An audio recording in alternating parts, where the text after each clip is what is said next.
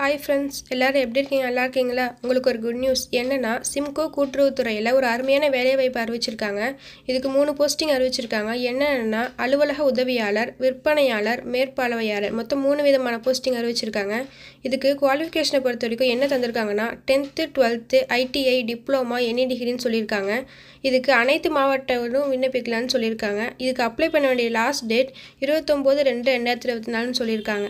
So வாங்க இந்த ஜாபோட full details பார்க்கலாம். அதுக்கு இந்த வீடியோவை ஸ்கிப் பண்ணாமல் கடைசி வரைக்கும் பாருங்கள். ஃபஸ்ட்டு இந்த ஜாபுக்கு எப்படி அப்ளை பண்ணலான்னு பார்க்கலாம். அப்ளை பண்ணுறதுக்கு ஒரு அப்ளிகேஷன் ஃபார்ம் கொடுத்துருக்காங்க. இதை நான் வீடியோவோட டிஸ்கிரிப்ஷனில் லிங்க் கொடுத்துருக்கேன். அதில் போய் நீங்கள் டவுன்லோட் பண்ணி பிரிண்ட் அவுட் எடுத்து வச்சுக்கோங்க.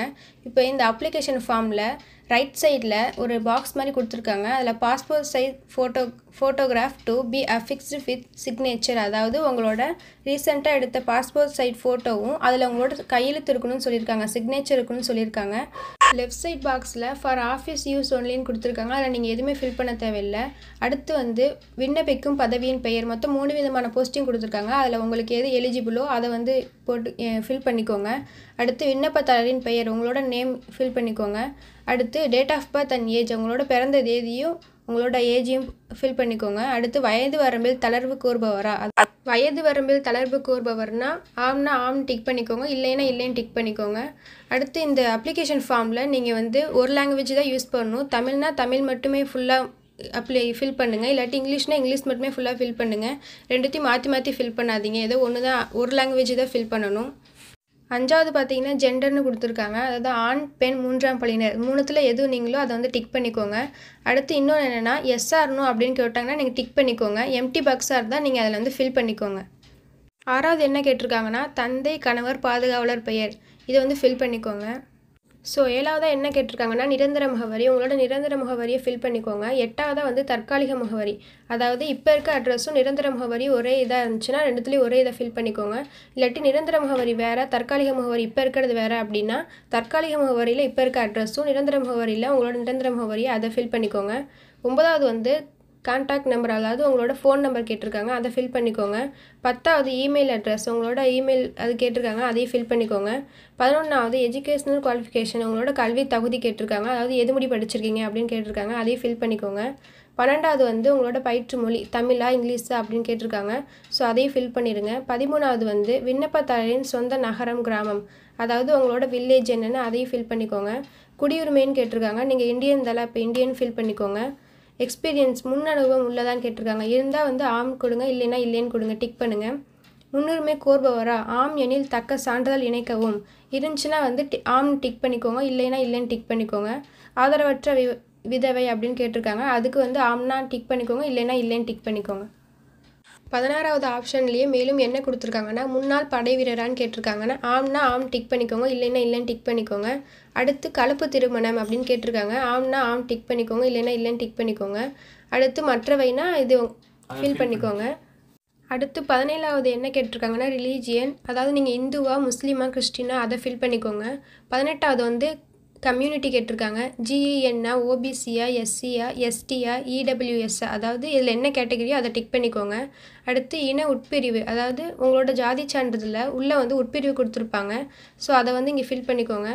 லாஸ்ட் வேலைவாய்ப்பு அலுவலகத்தின் பதிவு எண், அதாவது உங்களோட நீங்கள் எம்ப்ளாய்மெண்ட் ஆஃபீஸில் ரிஜிஸ்ட்ரேஷன் பண்ணியிருந்தீங்கன்னா அந்த ரிஜிஸ்ட்ரேஷனோட நம்பர் இங்கே ஃபில் பண்ணிடுங்க, இல்லைன்னா இல்லைன்னு ஃபில் பண்ணிடுங்க.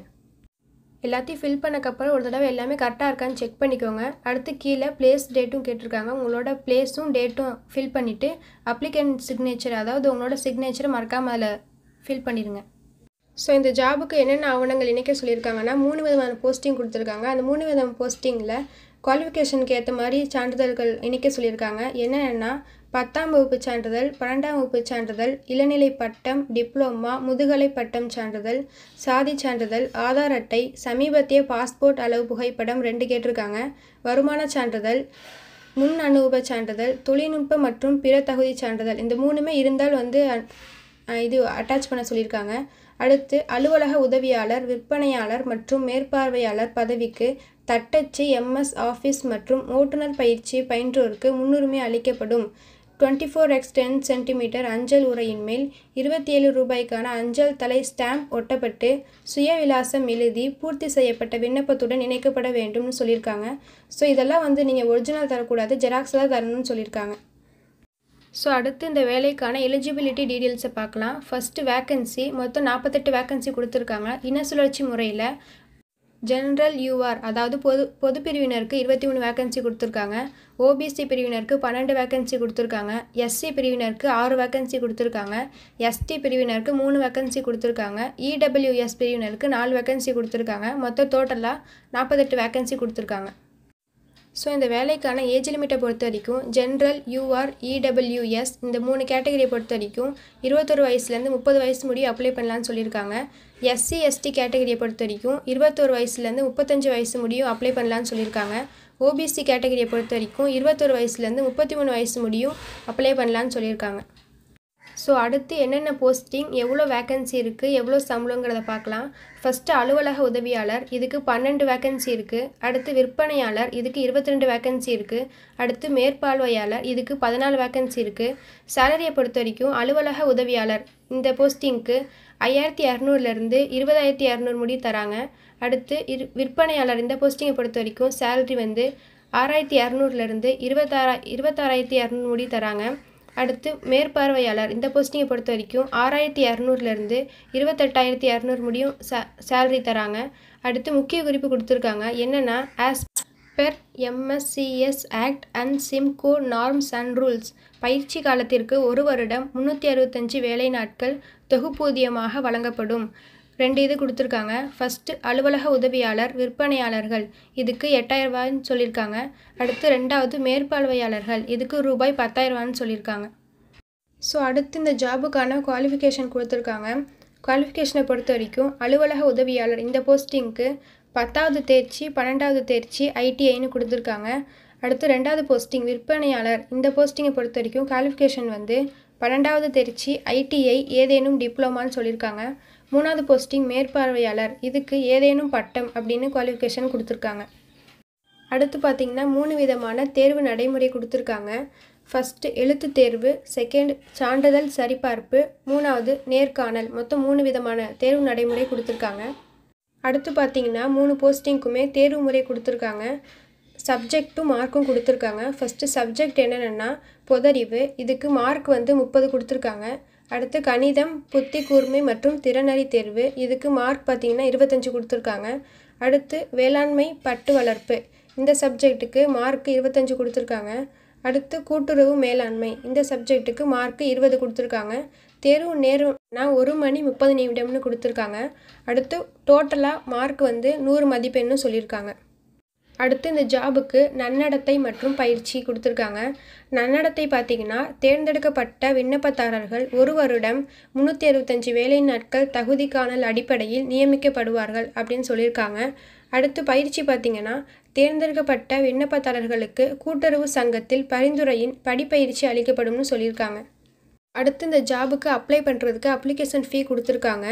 General, UR, EWS, OBC category பிரிவினருக்கு 500ன்னு சொல்லியிருக்காங்க. எஸ்சி, எஸ்டி கேட்டகரி பிரிவினருக்கு 250 ரூபான்னு சொல்லியிருக்காங்க. அடுத்து முக்கிய குறிப்புன்னு ஒன்று கொடுத்துருக்காங்க. என்னென்னா விண்ணப்ப கட்டணம் திரும்ப பெறப்படாது அப்படின்னு சொல்லியிருக்காங்க. இந்த ஜாபுக்கு விண்ணப்ப கட்டணம் செலுத்தும் முறை 2 விதமாக பிரிச்சிருக்காங்க. ஒன்று ஆன்லைன் மோட், இன்னொன்று ஆஃப்லைன் மோட்.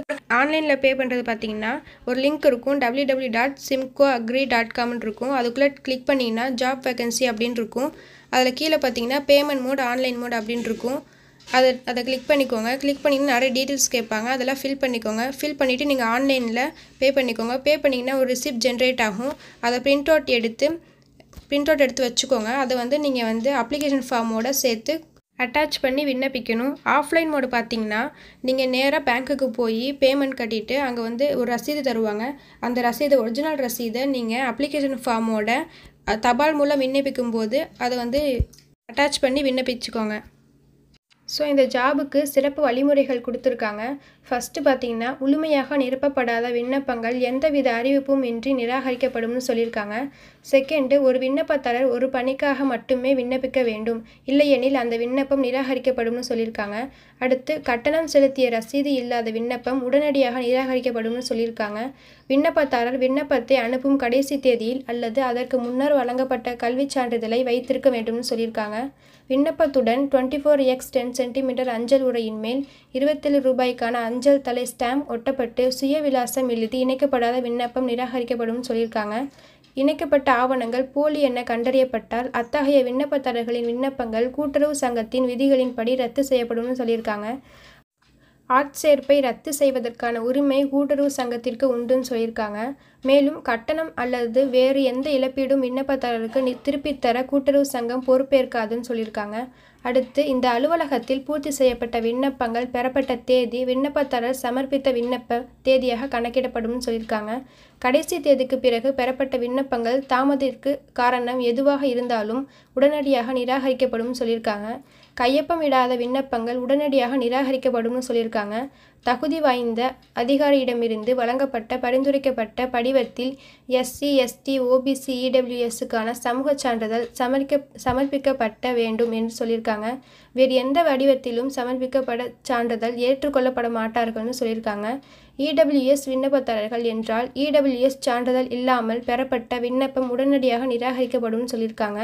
தேர்ந்தெடுக்கப்பட்ட விண்ணப்பதாரர்கள் குறிப்பிட்ட கிளைகளில் எங்கு வேண்டுமானாலும் பணி அமர்த்தப்படுவார்கள்னு சொல்லியிருக்காங்க. மின்னஞ்சல், தொலைபேசி போன்றவற்றில் எந்தவிதமான தகவல் பரிமாற்றமும் செய்யப்பட மாட்டாது அப்படின்னு சொல்லியிருக்காங்க. விண்ணப்பத்தில் பரிந்துரைக்கப்பட்ட இடத்தில் சமீபத்திய கையொப்பமிடப்பட்ட பாஸ்போர்ட் அளவு புகைப்படத்தை ஒட்டவும் மற்றும் கையொப்பத்தின் பாதி விண்ணப்படிவத்திலும் மீதி ஒட்டப்பட்ட புகைப்படத்திலும் இருக்க வேண்டும். புகைப்படத்தில் கையொப்பமின்றி அனுப்பப்படும் விண்ணப்பங்கள் நிராகரி. ஸோ இந்த வேலைக்கு எப்படி விண்ணப்பிக்க சொல்லியிருக்காங்கன்னா, நேரடியாகவோ அல்லது அஞ்சல் மூலமாகவோ அல்லது கொரியர் மூலமாகவோ விண்ணப்பிக்க சொல்லியிருக்காங்க. ஸோ விண்ணப்பிக்க வேண்டிய கடைசி தேதி 29/2/2024 சொல்லியிருக்காங்க. நேரம் மாலை 4:30க்குள்ளே விண்ணப்பிக்க சொல்லியிருக்காங்க. ஸோ அட்ரஸ் பார்த்திங்கன்னா, தென்னிந்திய பன்மாநில வேளாண்மை கூட்டுறவு சங்கம் லீட், தலைமை அலுவலகம், டவுன்ஹால் வளாகம், பழைய பேருந்து நிலையம் அருகில், வேலூர் அப்படின்னு அட்ரஸ் கொடுத்துருக்காங்க. ஸோ இந்த வேலைக்கான நோட்டிஃபிகேஷன் லிங்க்கு, அப்ளிகேஷன் ஃபார்ம் லிங்க் இந்த வீடியோவோட டிஸ்கிரிப்ஷனில் லிங்க் கொடுத்துருக்கேன், போய் செக் பண்ணி பார்த்துக்கோங்க. மறக்காமல் எங்கள் சேனலை சப்ஸ்கிரைப் பண்ணிக்கோங்க. அப்போ தான் நாங்கள் போடுற ஒவ்வொரு வீடியோஸும் உங்களுக்கு நோட்டிஃபிகேஷனாக வரும். So thank you all.